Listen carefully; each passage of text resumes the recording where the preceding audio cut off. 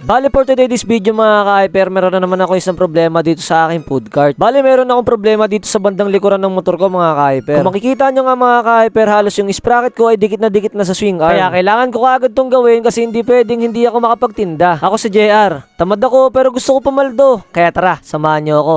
Let's go!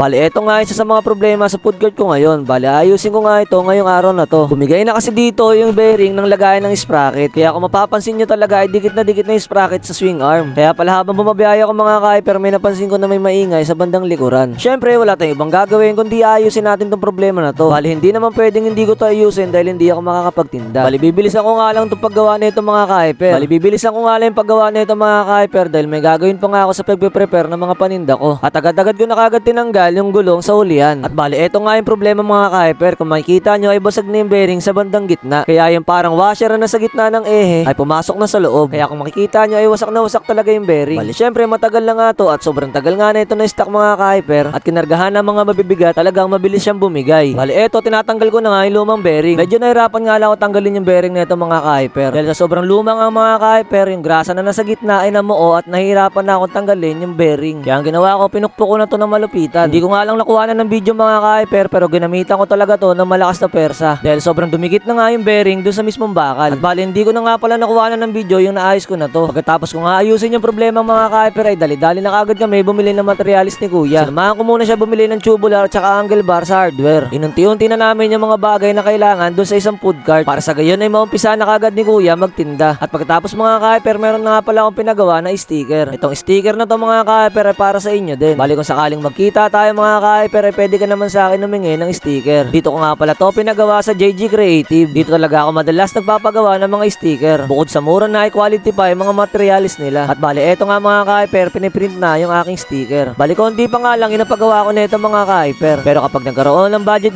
mga ka-hyper ay papadamihan ko na yung paggawa nito. Para sa gayon sa lahat ng mga tunay na ka-hyper ay magkakaroon kayo ng sticker. Bali ganito pala ang itsura ng sticker ko mga ka-hyper.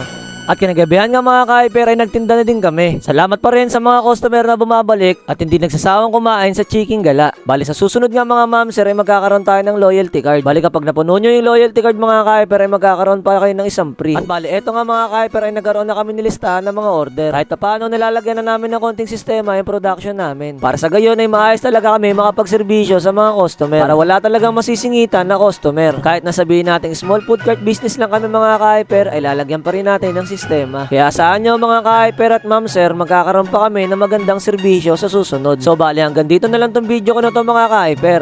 Muli, salamat sa inyong panonood.